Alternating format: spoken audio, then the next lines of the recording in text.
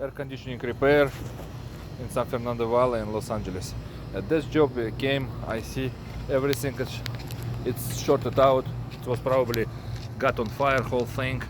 Need to replace capacitor contactor. Now this is the booster and capacitor does burn out. This is the another big capacitor. So, and this whole thing, that's what I need to do just to fix the short. Thank you.